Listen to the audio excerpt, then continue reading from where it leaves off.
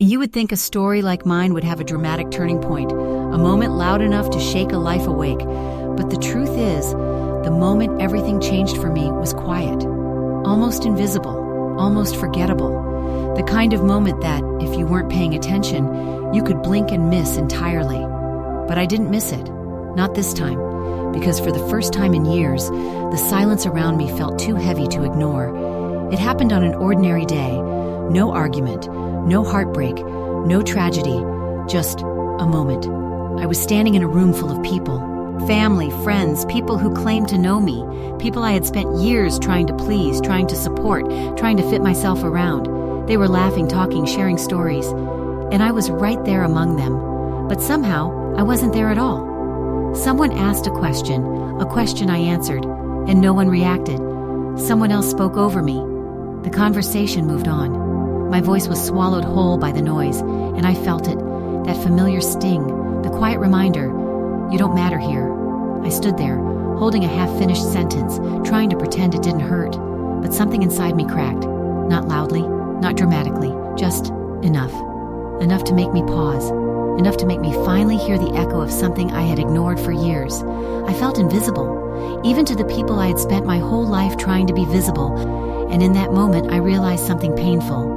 I wasn't living in the shadows because life forced me there. I was living in the shadows because I had been conditioned to stay there. Conditioned by years of being overlooked.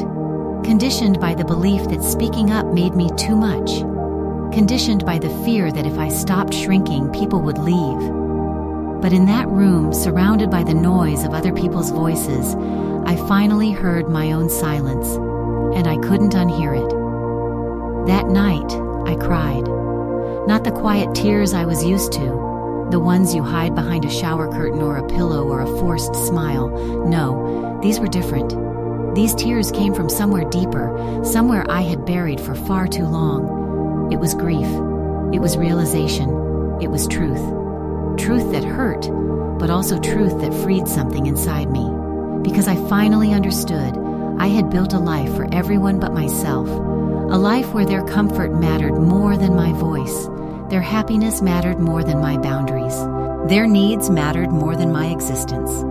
I had spent years trying to earn a place in people's lives who barely noticed I was standing right in front of them. And I was tired. The moment everything changed was small, but the shift inside me was enormous.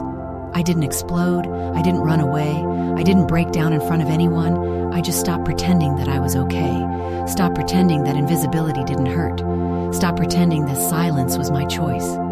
In that one quiet moment, something whispered inside me, "You deserve to be seen." A sentence I had never allowed myself to believe before. It didn't heal me instantly. It didn't rebuild my confidence overnight, but it was the spark that started the fire that began burning through every lie I had been told, that I was too sensitive, too emotional, too dramatic, too needy. The fire that started to cut through years of shadowed living. And for the first time in my life, I didn't run from the light trying to break in. I reached for it. Not the healing, not the transformation, but the beginning of the beginning. The moment I realized that even if the world refused to see me, I could learn to see myself. The moment I recognized that the shadows weren't protecting me anymore. They were trapping me, and I was finally brave enough to want out. This wasn't my breakthrough, not yet, but it was the moment I finally turned toward the life I had spent years believing I didn't deserve.